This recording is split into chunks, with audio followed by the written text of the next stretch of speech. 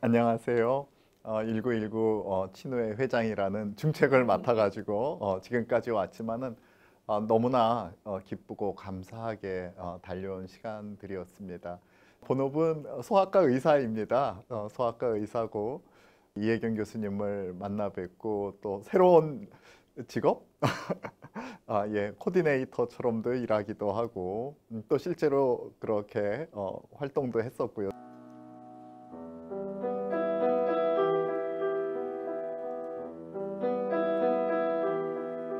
1919 필라델피아 할 때 이혜경 교수님과 함께 이 베네딕트의 책 여기도 같이 조금 참여하고 여러 가지 활동하면서 우리에게 주신 은혜가 너무 크다, 감사하다 그렇게 생각하고 있습니다. 그것으로 직업을 삼아 본 적은 없지만은 목사로서 어떻게 하면은 그 우리의 잃어버린 정체성을 다시 회복시킬 수 있을까? 그게 굉장히 큰 과제였습니다. 그런데 그 과제가 이 베네딕트가 이미 100년 전에 고민하고 이를 위해서 해답을 내어놓은 것처럼 제가 안 가본 길이 아니라 이미 걸어갔던 분이 비춰주는 길을 걸어가고 있다는 생각에 더 흥분하고 또 더 깊이 생각하는 그런 기회가 됐던 것 같습니다. 사실 맨 처음에는 1919 필라델피아에서 만났기 때문에 그 전체 책에 대해서는 잘 몰랐죠. 잘 모르고 우리 랍비 베네딕트가 처음 이 한국 사람들을 어떻게 만났는지, 그리고 그 일부분에서 어떻게 본인이 살아계신 그리스도의 영, 그것을 한국인 공동체를 통해서 만났는지 그걸 보면서 굉장히 궁금했었습니다. 이 베네딕트가 어떤 분이길래 이랬을까? 또 그분이 랍비라는 그 신분이었기 때문에 그게 쉽지 않았을 텐데 어떻게 이런 활동을 할 수 있었을까 그런 생각을 했는데, 그 베네딕트의 책을 이제 교수님과 함께 읽고 또 번역하는 데 조금 참여하면서 정말 그 한 사람 개인이 이렇게 인도함을 받을 수 있구나. 젊은 이 청년, 아니 어린 소년 베네딕트에서부터 청년 베네딕트, 그리고 이제 시간이 지나가면서 이 미국으로 옮겨가지고 그리스도인들을 만나면서 특별히 그리스도의 영에 가득한 이 한국인들을 만나면서 이분이 어떻게 변했구나. 그리고 이분의 그 삶의 소망이 어디로 가게 됐구나. 그런 걸 알면서 굉장히 기뻤습니다.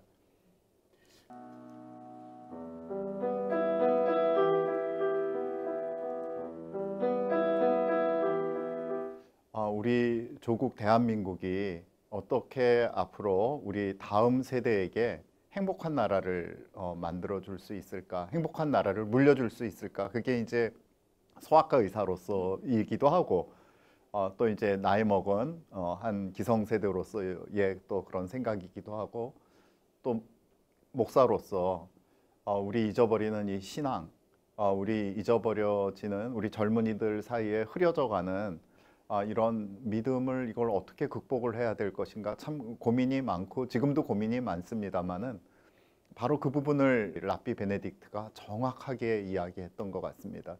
그러니까 랍비 베네딕트의 마음에는 유대인들을 향한 그 안타까운 마음, 그때 특별히 책을 쓸 때는 아직 이스라엘이 건국이 되기 전인데 많은 어려움이 있었죠. 두 번째 재판이 됐을 때는, 새로 이제 개정되어서 나왔을 때는 아마 홀로코스트도 경험했을 때일 것으로 생각합니다.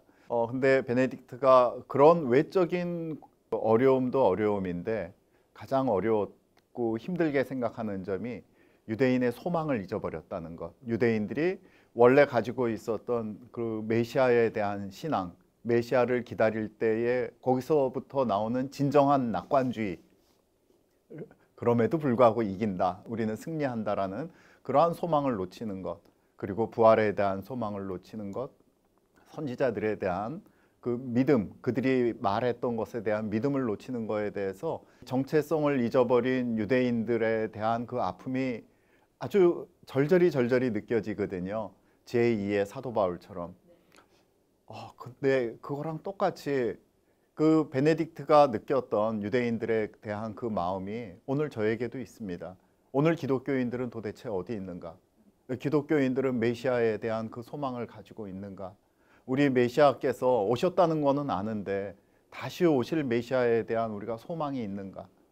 그리고 우리가 진정한 부활에 대해서 이 땅에서, 물론 우리가 이 땅에 발을 딛고 살고는 있지만은 마침내 서야 될 그 의의 나라에서 우리가 쓸 것에 대한 기쁨과 소망이 있는가? 또 이 베네딕트가 선지자들에 대한 그 말씀과 믿음에 대해서 잊어버린 거에 대해서 너무나 가슴 아픈 것처럼 우리 역시 사도들의 이야기했던 그 말씀에 대해서 우리가 믿음을 지속하고 있는가? 그 모든 것이 지금 너무나 비슷하고, 아니 비슷한 정도가 아니라 너무 똑같은 것 같아요. 그러한 부분에 대해서 베네딕트가 명확하게 그 길을 제시했다는 거에 대해서 제가 다시금 소망을 갖고 기쁨을 갖게 됩니다.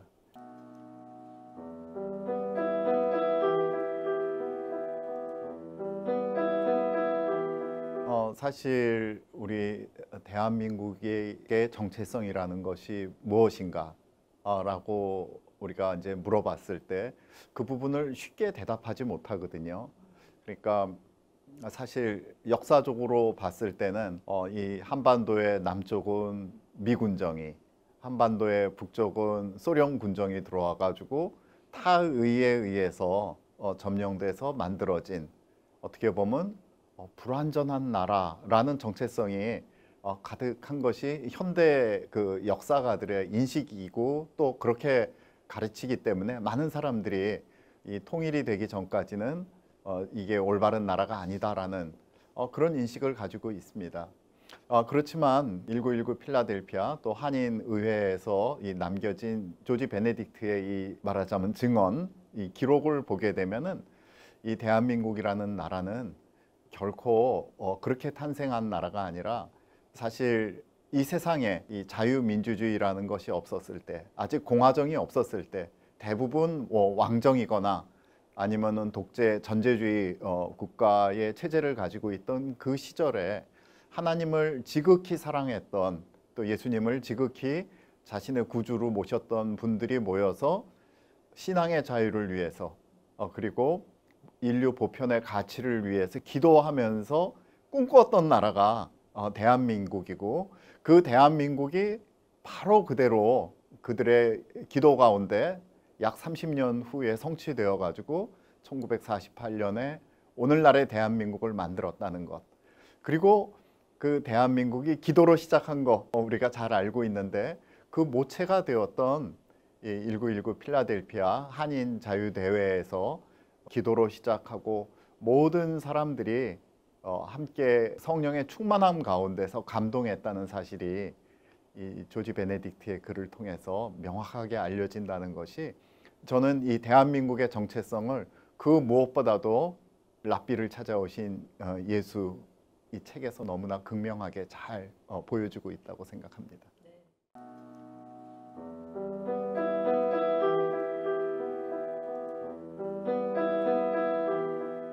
이 책에 정말 이 흥미로운 부분이 이승만 대통령의 사적인 기록, 사담이 들어가 있었다는 그런 기록이라고 생각하는데, 그 기록에서 또 보면은 이승만 대통령의 신앙심을 엿볼 수가 있습니다.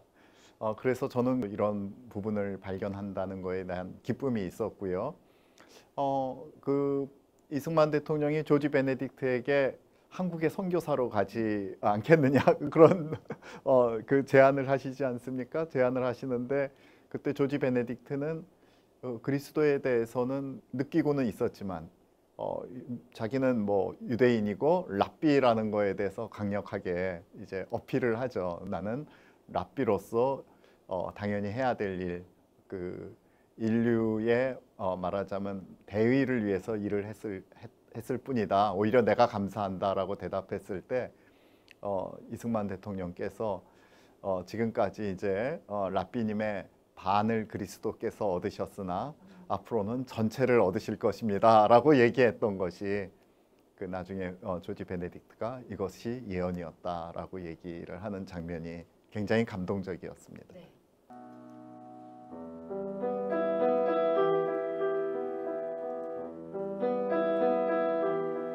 조지 베네딕트는 이 유대인 랍비였기 때문에 유월절에 하는 하가다, 그 유월절 전례, 유월절 그 음식 먹는 그거는 너무나도 익숙했는데 사실 그리스도인의 모임에서 성찬식을 하는 것은 처음이었죠. 성찬식은 사실 이렇게 따져보자면 유월절 전례의 아주 일부인데 그 중에 그 일부 떡을 떼고 그 다음에 이 잔을 먹는 것을 예수님께서 확장시키고 깊게 그 의미를 이제 풀어주신 거죠. 단순히 이게 그 무교병을 먹는 것이 아니라 내 살을 먹는 것이고 단순히 그 포도주를 먹는 것이 아니라 내 피를 먹는 것이다. 그래서 새로운 놀라운 언약을 이 그리스도의 몸과 피에, 그러니까 그리스도의 생명, 죽음과 생명에 참여하는 예식이 우리 성찬식인데 그거에 이제 얼떨결에 참여를 하게 되죠. 근데 자기가 유대인이고 랍비니까 이거를 했다가는 유대인으로서의 정체성도 흔들리게 될 것이고 뭐 랍비 자리도 위험하게 될 텐데 이거 어떻게 해야 되지? 라고 고민하는 순간 부드러운 음성, 예수님의 음성을 듣죠. 이는 내 몸이니 받아 먹어라. 이는 내 피니 받아 마셔라. 그걸 마시고 나서 이분이 자신의 모든 이 존재 자체에서 터져 나오는 기쁨과 환희로 이 터져 나오는 그거를 맛보게 되고 무엇이 이제 베일이 벗겨지고 구원함에 이르는 것인가, born again 하는 것인가, 다시 사는 것인가를 이제 실체를 체험하게 되는 거죠. 그리스도인의 그 실체를.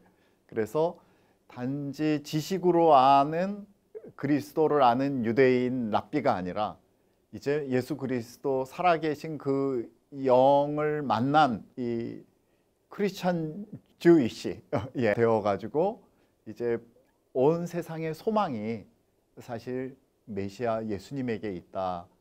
그거를 위해서 자신은 부르심을 받은 자다라는 그러한 각성을 하게 되고 이승만 대통령의 예언처럼 랍비의 전체를 그리스도께서 그 선함으로 사시게 되는 사건이 굉장히 감동적이었습니다. 드디어 말할 때가 왔다. 1919년 9월 21일 기독교의 주일 아침, 한국진흥회 대표로 광고를 해달라는 초대를 받아 개신교 교회에 참석했다. 마침 담임 목사가 성찬식을 위해 작은 잔과 전병을 준비하고 있었다. 나는 우리 유대인의 유월절 예배 때 현관 앞에 놓는 엘리야의 잔 같다고 생각했다. 그러다 문득 유대인이자 랍비인 내가 기독교 성만찬에 참여하면 안 되는 것이 생각나 눈을 감아버렸다. 그런데 그때 이런 기도가 나왔다.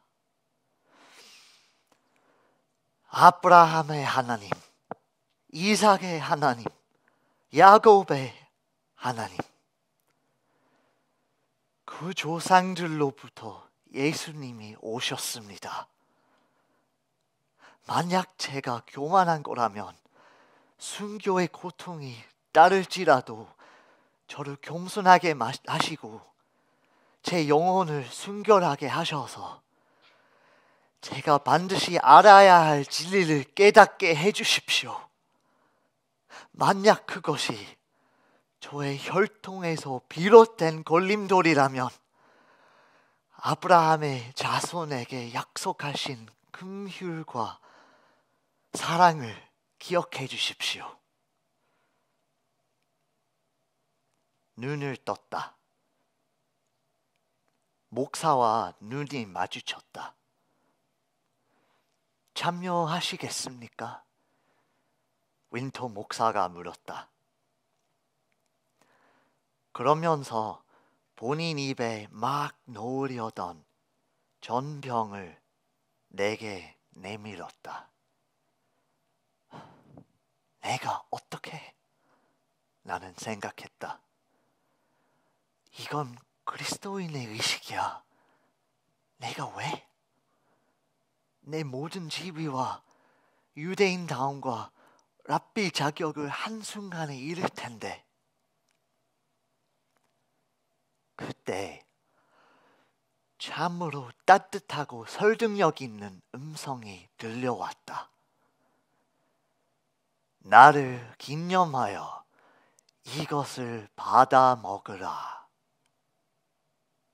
나는 거부할 수 없는 어떤 높은 힘에 이끌려 표현할 수 없이 떨리는 심정으로 그것을 받아 입에 넣었다.